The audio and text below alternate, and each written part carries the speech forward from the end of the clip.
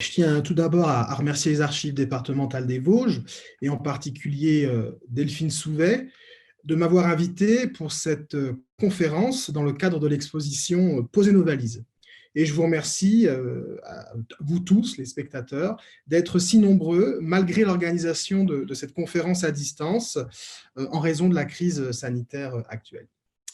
Alors, on va voir ensemble l'exode et l'accueil des Alsaciens-Lorrains dans les Vosges, 1871-1872, et plus particulièrement à travers l'option, qui est un élément technique de conservation de la nationalité française, mais qui a beaucoup en fait d'incidence sur l'émigration et qui va déterminer une bonne partie de l'histoire régionale, que ce soit donc des Vosges ou de l'Alsace-Lorraine, ce qu'on appelle aujourd'hui l'Alsace-Moselle. Après la guerre de 1870, de nombreux Alsaciens se définissent comme l'écrivain Paul Hacker. L'Alsacien, où qu'il soit, est toujours depuis la guerre un exilé. S'il vit en France, il y est en exil de sa petite patrie. S'il vit en Alsace, il y est en exil de la grande patrie. Nous sommes toujours des exilés, écrit Paul Hacker. Alors, le traité de Francfort du 10 mai 1871 consacre en effet l'annexion de l'Alsace-Lorraine par l'Empire allemand, mais aussi des Alsaciens lorrains, car toute annexion de territoire est aussi une annexion de ses habitants. Alors, cela est méconnu, mais les Vosges ont été directement touchés par l'annexion de l'Alsace-Lorraine, car les cantons de Schirmeck et de Salles ont été cédés à l'Empire allemand, qui les a adjoints à la Basse-Alsace, ce qui est aujourd'hui le Bas-Rhin. Il y a donc un petit bout des Vosges qui a été détaché en 1871 pour rejoindre ce qui est appelé donc aujourd'hui le Bas-Rhin. Donc, parmi les Alsaciens lorrains dont nous allons parler, il y avait donc des Vosgiens. C'est ça qui est important déjà à avoir à l'esprit. Alors, ils sont très peu nombreux en comparaison de tous les Alsaciens lorrains, mais il y avait des Vosgiens dans les Alsaciens lorrains. Alors, leur spécificité, c'est que contrairement à la majeure partie des Alsaciens, ils ne parlent pas un dialecte germanique ou très peu. Mais ils parlent plutôt un patois roman, c'est-à-dire français. Et donc là, vous voyez sur la carte Achuré, donc le département des Vosges en 1871, avant l'annexion, et vous voyez bien qu'il y a un petit bout donc, qui est enlevé des Vosges et donné au Bas-Rhin et qui va rejoindre donc l'Alsace-Lorraine et donc le territoire allemand. Alors, une clause d'option est inscrite au traité de Francfort qui permet aux Alsaciens lorrains de conserver la nationalité française, à condition toutefois de transporter leur domicile hors des territoires annexés. Alors, c'est un point technique sur lequel je vais m'étendre un petit peu, car cela intéresse les généalogistes et tous ceux qui cherchent à comprendre, à savoir quelle était la nationalité de leurs ancêtres venant d'Alsace et qui se sont installés dans les Vosges au début des années 1870. Alors, entre 1871 et 1873, près d'1 865 000 ressortissants français nés en Alsace-Lorraine sont concernés par l'option de nationalité. Alors, dans l'histoire des options de nationalité, dans l'histoire des changements de frontières, c'est vraiment exceptionnel. On est face à une population très nombreuse, 1 865 000 personnes qui sont concernées par l'option, c'est vraiment beaucoup. Les seuls cas en fait qui seront plus nombreux, ce sera après la Première Guerre mondiale en Europe de l'Est, lorsqu'il y aura donc des cas de figure analogues à celui de l'Alsace-Lorraine, lorsque l'Empire allemand sera démantelé et que l'Autriche-Hongrie surtout sera démantelée donc après la Première Guerre mondiale. Mais au XIXe siècle, c'est vraiment le cas de l'Alsace-Lorraine est vraiment exceptionnel en raison du nombre de personnes que cela concerne. Donc, 1 865 000 ressortissants français originaires d'Alsace-Lorraine sont donc concernés par cette option. Parmi eux, environ 250 000 personnes vivent en dehors d'Europe et peuvent réellement choisir entre la nationalité française et allemande. Et une partie aussi vit déjà en France. Donc, on ne va pas se pencher sur le cas de ces 250 000 Alsaciens lorrains, parce que quel que soit leur choix, ils ont déjà quitté l'Alsace-Lorraine. Ils sont déjà loin. Certains sont déjà dans les Vosges, mais eux, en fait, ils n'ont pas à s'exiler, ils n'ont pas à émigrer, ils sont déjà partis. Donc, on ne va pas s'intéresser à eux, on va s'intéresser à ceux qui vont quitter l'Alsace-Lorraine et qui vont s'installer en France, et particulièrement dans les Vosges. Et donc, on va s'intéresser à plus de 130 000 Alsaciens-Lorrains qui vont quitter l'Alsace. Alors, nous allons voir encore l'option à l'émigration, ceux qui voulaient conserver leur nationalité, et plus particulièrement ceux qui ont immigré dans les Vosges. Au-delà de la disposition juridique, nous montrerons comment l'option a été appliquée de façon fort différente, non seulement selon les autorités devant lesquelles était faite la déclaration, mais aussi en fonction de la composition familiale, du sexe et de l'âge des déclarants. Enfin, nous étudierons l'accueil des Alsaciens-Lorrains dans les Vosges au début des années 70. Alors tout d'abord, l'option, c'est une fabrique à émigrer. C'est vraiment une façon de créer des immigrés pour encourager à partir. Alors, le traité de Francfort du 10 mai 1871 précise que les sujets français originaires des territoires cédés, domiciliés actuellement sur ce territoire, qui entendront conserver la nationalité française, jouiront jusqu'au 1er octobre 1972 et moyennant une déclaration préalable faite à l'autorité compétente, de la faculté de transporter leur domicile en France et de s'y fixer. Il est en outre précisé qu'ils seront libres de conserver leurs immeubles situés sur les territoires cédés. Ça veut dire en fait concrètement que les habitants originaires d'Alsace-Lorraine ayant la nationalité française peuvent la conserver à la condition d'une déclaration et de transporter leur domicile. Alors ça, c'est une expression du 19e siècle qui veut dire en fait déménager, qui veut dire quitter le pays. Et ils ont pour cela seulement le délai du 1er octobre 1972. Donc, on a un peu plus d'un an pour se décider et faire sa déclaration et quitter le pays. Alors, les 15 000 Français qui habitent l'Alsace-Lorraine mais qui n'y sont pas nés ne sont donc pas concernés, puisqu'il y a aussi des Français qui sont nés ailleurs qu'en Alsace-Lorraine, qui habitent l'Alsace-Lorraine. Eux ne sont pas concernés. Mais on va voir que finalement, ils le seront quand même, parce que les autorités allemandes vont chercher à se débarrasser d'eux. Alors, il n'est pas possible de le chiffrer, mais de nombreuses familles d'Alsace n'ont pas attendu le traité de Francfort pour se réfugier dans les Vosges. Les convois d'Alsaciens qui franchissent les cols vosgiens avaient commencé avant même le traité de Francfort, avant même la fin de la guerre entre la France et l'Allemagne. Alors, la déclaration d'option en Alsace-Lorraine doit s'effectuer avant le 1er octobre 1872 devant le Kreisdirektor, c'est-à-dire l'équivalent du sous-préfet, c'est un directeur de cercle, c'est une sorte de sous-préfet allemand. Et il faut donc déclarer devant le Kreisdirektor dont dépend le domicile, alors qu'en France, il faut déclarer devant le maire de la commune. C'est donc déjà beaucoup plus difficile d'opter devant les autorités allemandes, parce que parfois, le chef-lieu de cercle peut être très loin en fait, du domicile, alors qu'en France, il suffit d'aller à la mairie et c'est réglé. Donc, je vais vous donner donc un exemple concret. Si vous habitez Stoßwir en Alsace, vous devez vous rendre à Colmar, à plus de 15 km, pour faire votre déclaration d'option. Mais en fait, si vous franchissez le col de la Schlourte, à quelques kilomètres, en territoire français, vous pouvez aussi déclarer devant le maire du Valtin. Alors, c'est ainsi qu'on a en fait plus de 130 000 habitants d'Alsace-Lorraine qui ont les autorités en fait, d'aller dans la commune de l'autre côté de la frontière plutôt que d'aller à Ribeauvillé, Colmar, Mulhouse, Thann, etc. On a aussi des gens qui ont fait des déclarations en 2 exemplaires, c'est-à-dire qui ont déclaré devant les autorités allemandes et devant les autorités françaises. Alors, eux, ils posent problème parce que du coup, ils faussent les chiffres. Donc, on estime qu'ils sont à hauteur de 24 000 déclarations doubles de cette manière. Alors, la déclaration se fait sur papier libre, mais très vite en France, un formulaire type s'impose, tandis que plusieurs documents sont employés par les administrations allemandes. Alors là, vous avez un exemple de déclaration d'option remplie en Alsace-Lorraine devant les autorités allemandes. C'est la déclaration de Dominique Wist, un maçon qui est né à Colmar, qui demande le 16 août 1872 à conserver la nationalité française et qui s'engage à installer son domicile en France conformément au traité de Francfort. Donc là, vous avez un très beau formulaire en écriture gothique, en Frakturschrift, avec une écriture manuscrite Kurrentschrift, donc qui est écrit de la main du Kreisdirektor, c'est-à-dire du sous-préfet allemand, et qui enregistre la déclaration d'option de Dominique Wist.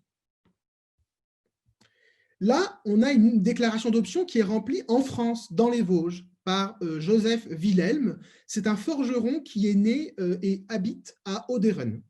Et lui, il n'a pas voulu se rendre à Molsheim. Il fait typiquement partie de ces Alsaciens qui n'ont pas voulu se déplacer loin et qui ont préféré opter en France, faire leur déclaration en France, soit parce qu'ils habitent pas trop loin, soit parce qu'ils ont déjà déménagé. Ils sont déjà partis d'Alsace, donc ils déclarent dans la commune où ils vont s'installer. Là, nous sommes à Cornimont. Donc, la déclaration est faite devant le maire de Cornimont. Et donc, il fait sa déclaration le 26 août 1872. Donc, on est vers la fin du délai. Hein. Là, on voit que c'est ceux qui ont fait leur déclaration vers la fin. Chaque document doit être réalisé en double exemplaire, certifié et signé par le déclarant. C'est pour ça qu'en fait, on a un document dans les archives la plupart du temps, et on a un document qui est donné donc à la personne. Donc parfois, on retrouve des documents d'options, des déclarations d'options qui ont été conservées par les descendants, mais voilà, on n'a que 2 exemplaires, on n'en aura pas d'autres. Donc c'est pour ça que si vous trouvez 3 exemplaires, ça veut dire qu'il a fait soit des faux, soit qu'il est allé devant plusieurs autorités pour être sûr de conserver la nationalité française. Alors, à partir du 2 mars 1871, c'est un peu technique là, mais c'est important, à partir du 2 mars 1871, les Alsaciens-Lorrains sont considérés comme allemands sous conditions résolutoires, c'est-à-dire sous réserve de l'exercice du droit d'option. Le gouvernement français, de son côté, tient les Alsaciens-Lorrains pour français sous conditions suspensives, c'est-à-dire jusqu'à épuisement du délai de l'option. Alors, la condition suspensive est levée dès que l'option est déclarée en bonne et due forme, et la qualité de français est réputée n'avoir jamais été perdue ou suspendue. On ne redevient pas français, on n'a jamais cessé de l'être. Par réciprocité, quand on a opté pour la nationalité française, les autorités allemandes considèrent que l'on est français et qu'on n'a jamais été allemand. Ainsi, et contrairement à une idée répandue, c'est ça le plus important à retenir, les Alsaciens-Lorrains n'ont jamais bénéficié de la double nationalité après l'annexion. Il y a eu des problèmes de nationalité, ça c'est incontestable, mais ils n'ont jamais été considérés comme français et allemands en même temps, puisqu'à cette époque-là, c'est interdit, ça n'est pas possible, et ceux qui ont été dans la situation pratique d'être à la fois français et allemand sont très peu nombreux en définitive, et les historiens aiment bien travailler dessus parce qu'ils ont des stratégies assez intéressantes, mais c'est vraiment des exceptions, c'est en aucun cas une norme. Alors, l'option du traité de Francfort permet donc, pour conclure sur ce point technique, à toute personne née en Alsace-Lorraine de conserver la nationalité française au moyen d'une déclaration et à condition d'avoir transporté son domicile hors du pays natal avant le 1er octobre 1972. Alors maintenant, on va prendre nos distances avec ces dispositions juridiques et on va s'intéresser concrètement aux gens en examinant comment l'option de nationalité a été mise en œuvre concrètement et quelles stratégies ont été déployées par les Alsaciens lorrains qui vont venir donc plus particulièrement dans les Vosges. Alors au cours de l'année 71, on compte en fait très peu de déclarations d'Alsaciens lorrains, que ce soit en Alsace-Lorraine ou en France. Parce que les contours de l'option étaient en fait assez flous pour les gens, ils ne savaient pas vraiment s'ils étaient concernés ou pas. Mais à partir de 1872, la question de conserver la nationalité française ou pas va se poser et va devenir très pressante. Les encouragements à opter ne vont pas venir du gouvernement français. Le gouvernement français ne veut surtout pas que les patriotes d'Alsace-Lorraine quittent l'Alsace-Lorraine, puisque sinon, il n'y aura pas de résistance aux autorités allemandes. Donc, le gouvernement français, en fait, n'encourage pas, contrairement à ce à quoi on pourrait s'attendre, le gouvernement français est muet. Mais en fait, les encouragements à opter vont venir de la société civile. Ainsi, la Ligue d'Alsace est-elle créée par des industriels de Mulhouse pour porter assistance à tous ceux qui souhaitent conserver la nationalité française. Alors, l'organisation ouvre des bureaux dans les principales villes à la frontière, notamment dans les Vosges. Par exemple, Saint-Dié, il y a un bureau, par exemple, et offre une aide juridique à tous ceux qui veulent se domicilier en France, déménager, etc. Et donc, il publie par exemple un manuel de l'option, un manuel qui explique toute la démarche à suivre pour rester français par le déménagement, etc. Pour autant, ils n'encouragent pas à déménager parce que eux, ce qu'ils veulent, c'est en fait faire un mouvement de résistance contre les Allemands. Hein, donc ça, c'est important à avoir à l'esprit. Et puis ce manuel circule illégalement en Alsace-Lorraine, alors qu'il circule tout à fait légalement, bien sûr, par exemple, sur le territoire vosgien. Alors, de leur côté, craignant qu'une colonie française ne se forme en Alsace-Lorraine, les autorités allemandes encouragent les publications qui disent qu'il faut rester en Alsace-Lorraine, qu'il faut être de bons Allemands, et ils interdisent en fait tous les journaux et toutes les publications qui appellent à opter massivement pour la nationalité française. Alors, l'Oberpräsident du Reichsland, donc une sorte de préfet régional en Alsace-Lorraine, Eduard von Müller, prend en mars 1872 des circulaires d'application très strictes de l'option. Toute déclaration d'option qui ne sera pas accompagnée d'une émigration sans esprit de retour, c'est-à-dire une émigration définitive où il n'est même pas autorisé de revenir en vacances pour voir sa famille, pour aller au cimetière ou quoi que ce soit. C'est vraiment une émigration définitive. Eh ben, elle sera considérée comme nulle. Et donc, l'option sera considérée comme nulle. Et donc, ça veut dire qu'on restera allemand aux yeux des autorités allemandes. Alors, très clairement, on fait clairement comprendre aux Alsaciens-Lorrains que s'ils veulent rester françaises, ils doivent partir pour à jamais d'Alsace-Lorraine. Donc, c'est un choix lourd et difficile auquel vont être confrontés les Alsaciens-Lorrains qui veulent conserver la nationalité française. Alors, selon les autorités allemandes, c'est très simple, la déclaration du chef de famille engage tout son foyer. Les mineurs, même s'ils sont émancipés, sont exclus du droit de déclarer une option, afin de conserver le maximum de recrues à l'armée allemande. En fait, les directeurs de cercle, et les sous-préfets allemands, si vous voulez, avaient constaté que les chefs de famille optaient souvent pour leurs enfants, mais pas pour eux. Ils voulaient juste que les enfants, les fils, soient considérés comme français pour éviter de faire le service militaire allemand qui est réputé particulièrement brutal au XIXe siècle, et puis aussi tout simplement parce qu'en fait, au XIXe siècle, jusqu'à une date tardive, il n'y a pas de service militaire obligatoire en France. C'est un service au sort, un tirage au sort. Donc, un Alsacien-Lorrain, il ne pouvait pas échapper à l'armée. Il était obligé de devenir soldat pendant 2 ans de sa vie, ce qui n'était pas le cas à l'époque pour les Français, qui pouvaient échapper au service militaire et à toutes donc, ces obligations. Il s'agit en fait pour les autorités allemandes de freiner autant que possible les départs, et en particulier ceux des jeunes hommes, parce que les jeunes hommes forment un gros contingent de départ vers la France. Là, par exemple, vous voyez, on a un dessin qui a été fait en 1872 où on voit des enfants, des jeunes hommes, qui se réunissent pour partir vers la France et opter où s'installer. Donc là, ce n'est pas clair, mais en tout cas, ils veulent clairement échapper au service militaire. On voit là qu'ils embrassent leur mère, qu'ils embrassent leur père, et qu'ils vont quitter l'Alsace-Lorraine pour échapper au service militaire allemand. Alors de son côté, le gouvernement français, il ne peut que constater cet état de fait et il ne peut rien faire, en fait. Cependant, le gouvernement français, lui, estime que les femmes et les mineurs ont la possibilité d'opter individuellement sans devoir passer par le mari.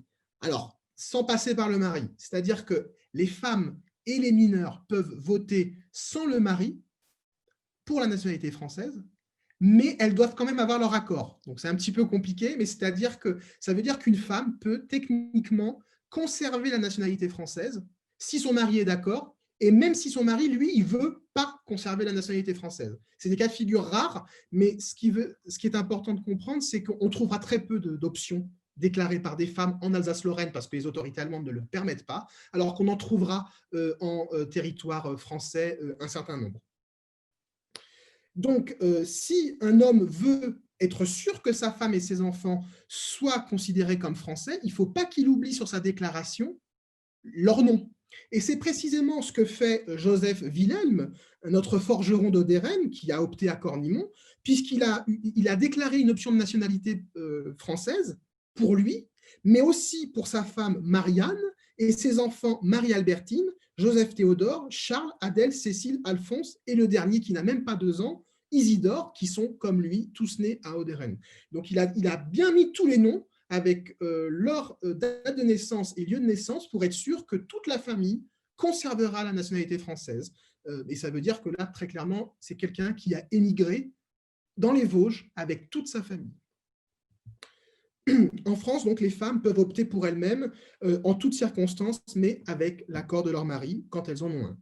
En Alsace-Lorraine, seules les veuves et les femmes célibataires le peuvent, donc c'est-à-dire un nombre assez limité quand même de personnes, même s'il y a quand même, les veuves sont comment dire, beaucoup plus présentes dans la société que plus tard et même qu'aujourd'hui. Là, par exemple, on a un cas de figure intéressant, c'est Marie-Anne Grunzen, qui est ménagère toujours à Ouderen. Elle est née le 12 novembre 1824, donc on est face à quelqu'un qui est déjà plus âgé. Elle a opté pour la nationalité française, elle a décidé d'opter pour la nationalité française, assistée de son mari, Michel Fischer. Donc c'est son mari, en fait, lui donne l'autorisation d'opter pour la nationalité française, parce que les femmes, jusqu'à une date récente, étaient quand même des mineurs légaux, et surtout pour la question de la nationalité, elles devaient suivre l'avis de leur mari. Mais là, elle ne suit pas l'avis nécessairement de son mari. En tout cas, son mari lui donne la possibilité d'opter pour la nationalité française. Alors ça, c'est intéressant de ce genre de document, parce que là, je peux même vous dire, avec cette façon d'écrire, que cette famille, la famille Fischer, n'est pas de langue française. On a une famille là qui est de langue maternelle allemande ou dialecte alsacien, parce que la façon de signer, ça n'est pas une façon de signer française. C'est écrit en écriture cursive allemande, donc on a quelqu'un qui choisit de conserver la nationalité française, alors que sa langue maternelle n'est pas le français. Ça veut dire qu'être français au XIXe siècle, ça n'est pas nécessairement rattaché à la langue ou à la culture. On peut très bien avoir une culture germanique et aimer la France et vouloir être français à cette époque-là sur le territoire français. Ça, c'est quelque chose, je pourrais peut-être revenir dessus dans les questions. Alors, grâce aux dispositions françaises, les jeunes hommes optent massivement en France, assistés de leur père, ne pouvant le faire en territoire allemand, afin d'échapper au service militaire.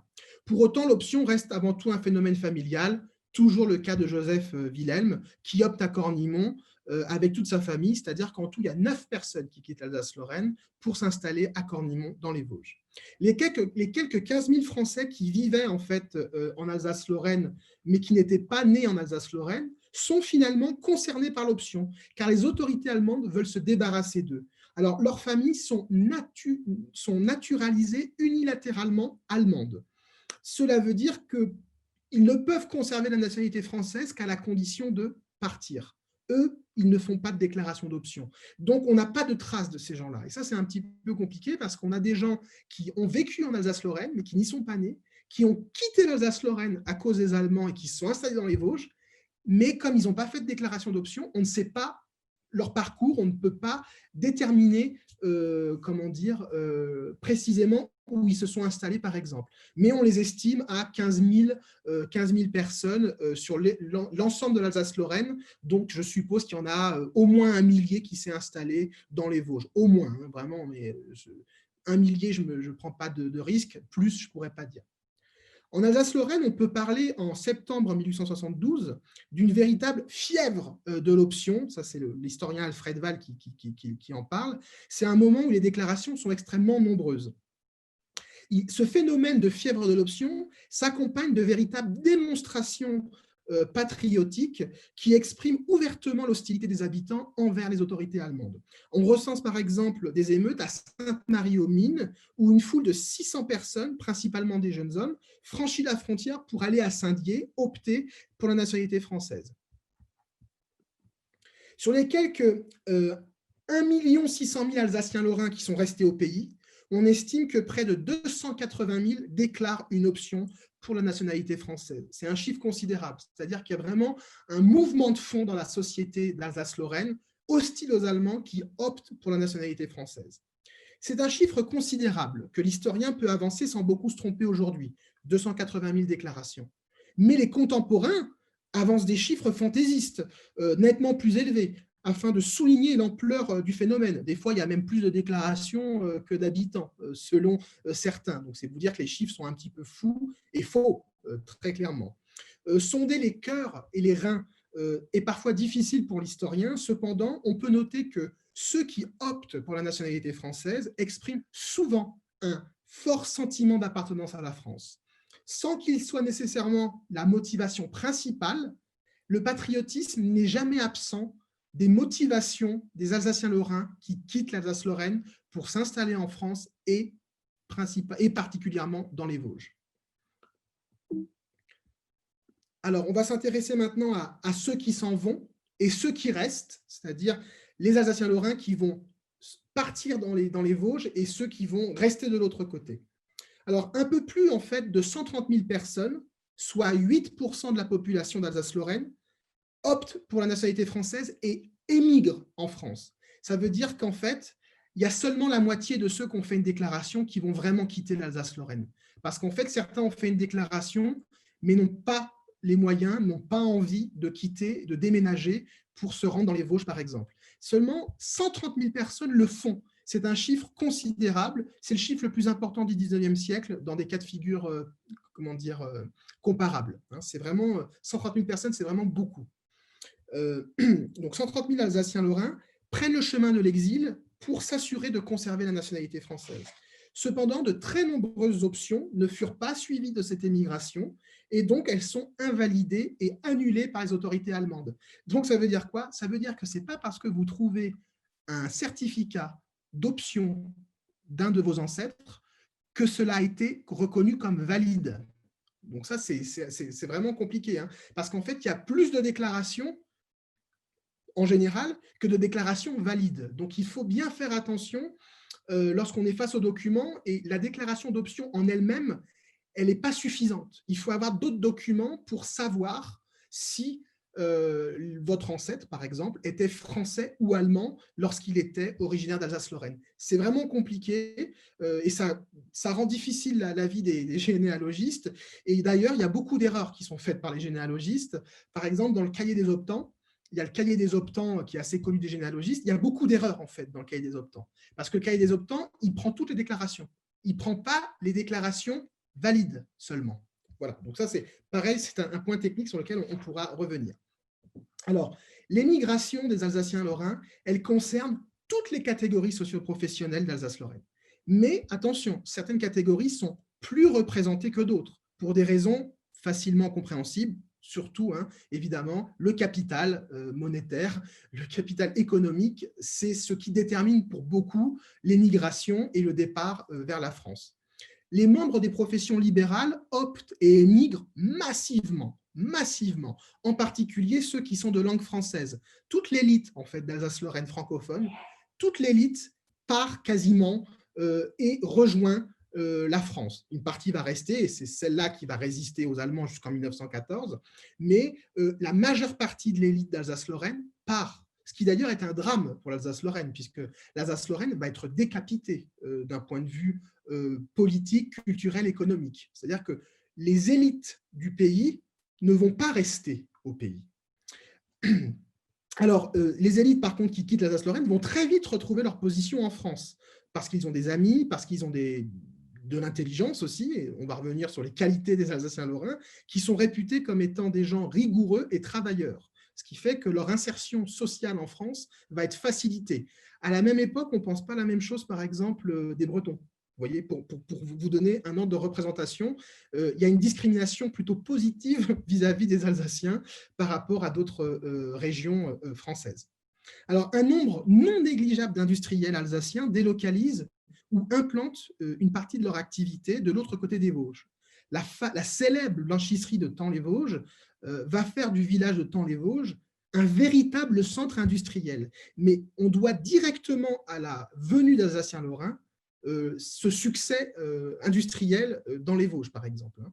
L'industrialisation des Vosges était ancienne, mais elle prend vraiment un nouvel essor grâce aux Alsaciens-Lorrains qui s'installent, parce qu'ils investissent beaucoup d'argent.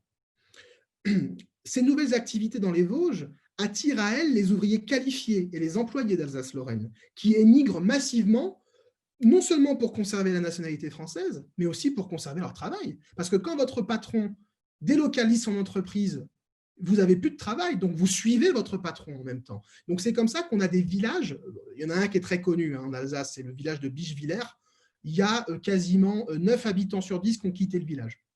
Pourquoi ? Parce que le patron est parti et il a dit à tous ses employés de le suivre, tout simplement. Et ils se sont installés. Alors, ils ne se sont pas installés dans les Vosges, ceux-là, ils se sont installés en Seine-Maritime. On a des récits en fait assez intéressants qui décrivent des voitures de déménagement remplies de meubles, obstruant les routes. Alors, j'ai choisi une gravure de 1872 ici pour restituer le passage des Vosges. On voit une famille d'Alsaciens, alors une famille, peut-être deux, je ne sais pas, mais enfin, en tout cas, à minima une famille, qui fait ses adieux à la patrie. Donc, on voit le personnage de droite qui dit adieu à des ruines de châteaux alsaciens sur le côté oriental des Vosges, tandis que le reste de la famille est en mouvement et va donc traverser les Vosges pour se rendre là, donc dans le département des Vosges.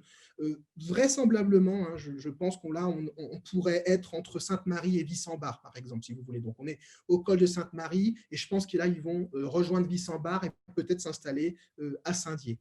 On voit qu'ils ont mis tous leurs biens sur une voiture en haut à gauche. Alors, une voiture, c'est comme ça qu'on appelle les chars à bancs, par exemple, à cette époque, qui sont tirés par des chariots, en fait, qui sont tirés par des chevaux. Donc, on voit qu'ils ont mis tous leurs biens. On voit un matelas, on voit des meubles, on voit qu'ils sont partis avec leurs biens. C'est un déménagement auquel nous assistons, mais un déménagement douloureux où on dit au revoir définitivement à l'Alsace-Lorraine. Alors, les émigrants alsaciens-lorrains formaient essentiellement 3 groupes à peu près égaux de personnes. On a un tiers de jeunes gens, entre 17 et 20 ans. On a un tiers de notables et de cadres de langue française. Et on a enfin un tiers d'ouvriers et d'artisans. Mais ce qui est important, en fait, c'est qu'on a très peu d'agriculteurs, très peu de paysans. Pourquoi ? Parce que la seule richesse du paysan, c'est sa terre. Et on ne peut pas emmener sa terre. Il faut la vendre. Qui veut la racheter? Et qu'est-ce qu'on fait une fois qu'on l'a vendue? Est-ce qu'on va pouvoir retrouver une terre en France? C'est très compliqué. Alors, en fait, les agriculteurs pauvres, ce qu'ils font, c'est qu'ils partent d'Alsace et ils vont travailler comme ouvriers agricoles dans le reste du pays, en France. Mais ceux qui ont un peu de terre, ils ne vont certainement pas les abandonner. Donc, c'est pour ça qu'on a très, très, très, très peu de paysans dans les optants. Donc, souvent, quand on descend d'un optant, on descend d'une famille qui était un petit, comment dire, soit des ouvriers qualifiés, donc un petit peu déjà, pas les ouvriers les plus pauvres, et sinon même classe moyenne déjà, ou classe même supérieure. Les optants, c'est vraiment une catégorie de population plus privilégiée que les immigrés qui viendront plus tard. Voilà.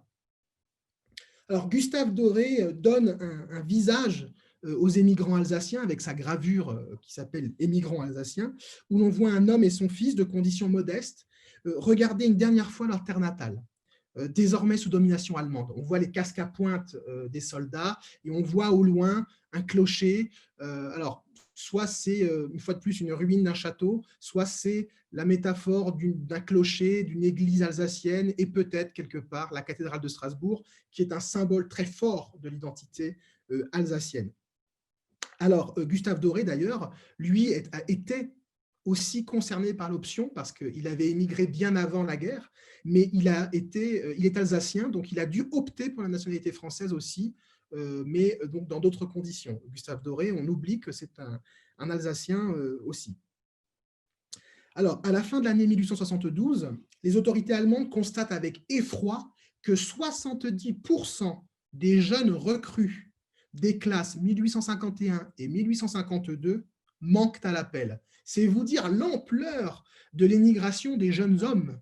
Donc, c'est vraiment le meilleur de l'Alsace qui est parti et qui s'est installé en France et dans les Vosges. C'est-à-dire, ce sont les jeunes hommes, c'est les classes supérieures. C'est vraiment tout ce qui fait la richesse d'un pays à cette époque.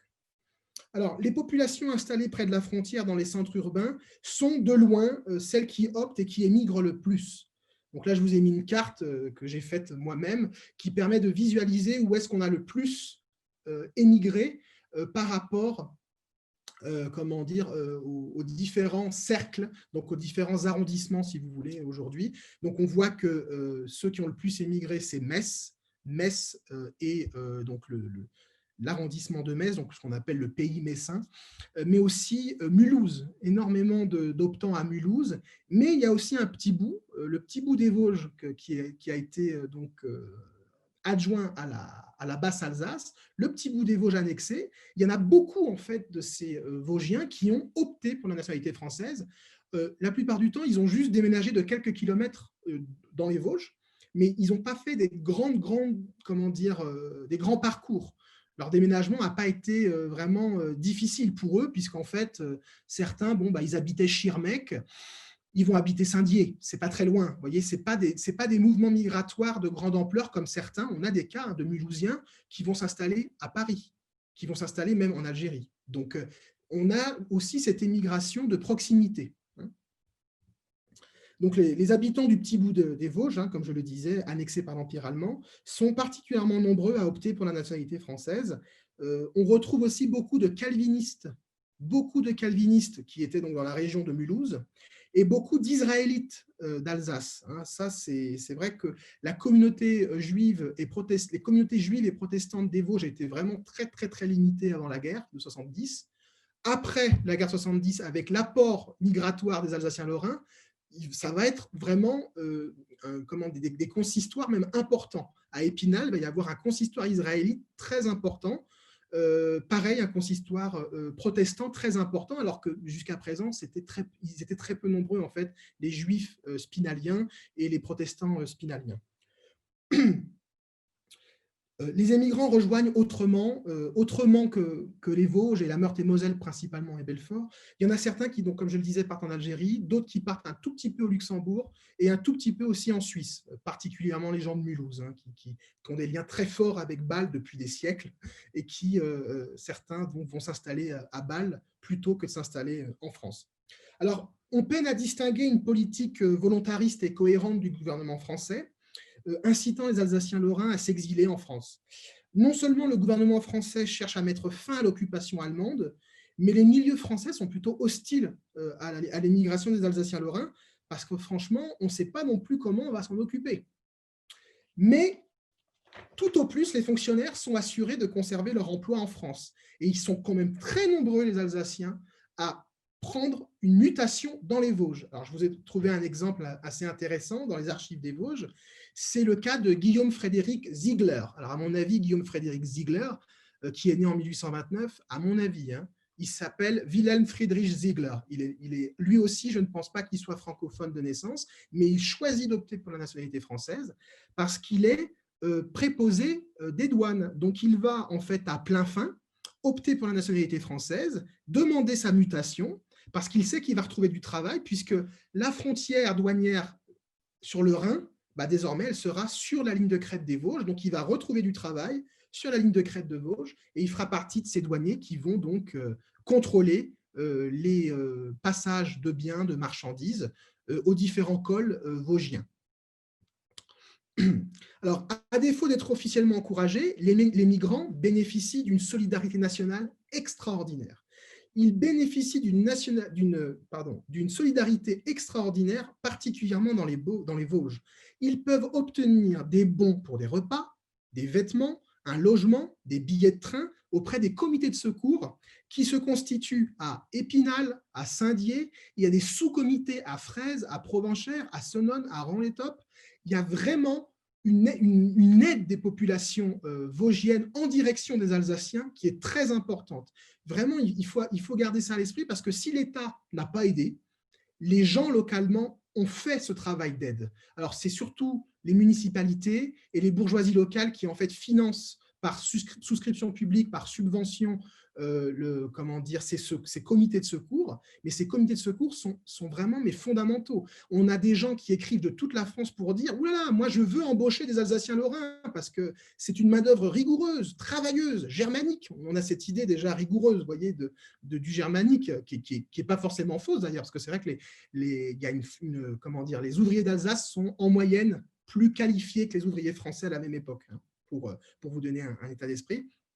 Donc, beaucoup en fait d'entrepreneurs, de chefs d'entreprise dans les Vosges et dans le reste de la France profitent aussi de cette main-d'œuvre. Ils en profitent. Et puis tous ces jeunes hommes là qui fuient le service militaire, c'est des bras formidables pour l'industrie.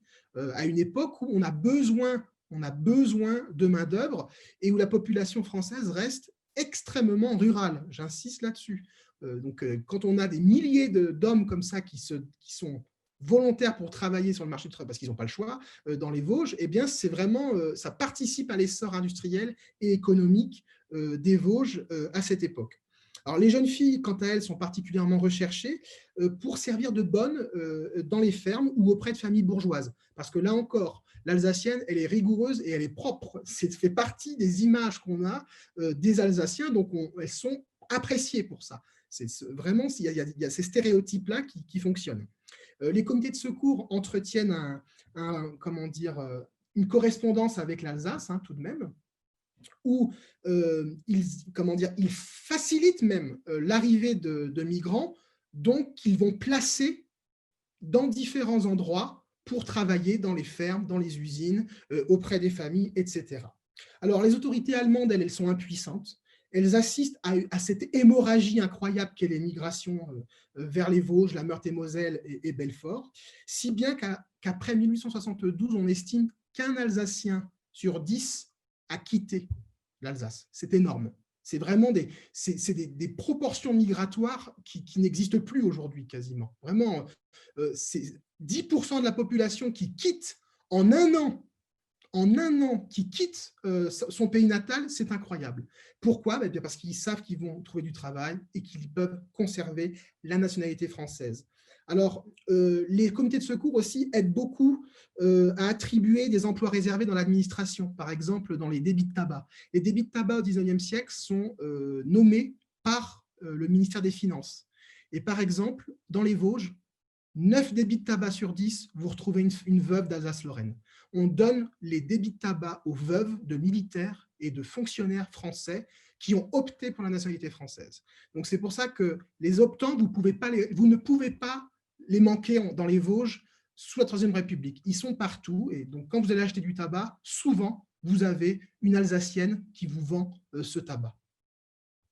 Alors, les Alsaciens lorrains qui n'ont pas émigré, mais qui, eux, voulaient conserver la nationalité française, ceux qui ont fait la déclaration, eh bien, ils sont allemands. Ils ne sont pas partis, donc ils sont considérés comme allemands. Tant pis pour eux, selon les autorités allemandes. Alors, certains, par contre, optants, qui sont installés dans les Vosges, vont revenir chez eux. C'est le cas, par exemple, de la famille Fonck du célèbre aviateur vosgien, l'as, un grand as de guerre, pendant la Première Guerre mondiale, René Fonck, eh bien, son grand-père, par exemple, a quitté ce qui était devenu l'Alsace, s'est installé à Provenchères et est rentré ensuite. Donc, souvent, les Alsaciens lorrains, quand même, sont finalement rentrés. Il n'y a pas eu de départ définitif pour certains, puisque certains sont rentrés, alors soit pour voir leur famille, etc., soit aussi pour finir leur vieux jour. Je pense que c'est le cas d'ailleurs du grand-père de René Fonck, qui est allé, je crois, mourir tout simplement dans son village natal, donc côté alsacien. Alors, en conclusion, l'option a engendré l'émigration définitive de plus de 130 000 habitants d'Alsace-Lorraine entre 1871 et 1873, dont près d'un tiers de mineurs fuyant, avant toute chose, le service militaire en vigueur dans l'Empire allemand. Une partie importante des optants, mais c'est difficilement chiffrable, s'est installée dans les Vosges et a participé à l'essor social, économique et culturel du département sous la Troisième République. Très influents politiquement, les Alsaciens des Vosges sont ceux qui, par exemple, font battre Jules Ferry aux élections législatives en 1889, accusés d'être trop mous envers les Allemands. Ils sont extrêmement patriotes, les Alsaciens lorrains qui se sont installés dans les Vosges, et ils ont ouvert la voie à de nombreuses autres émigrations jusqu'en 1914.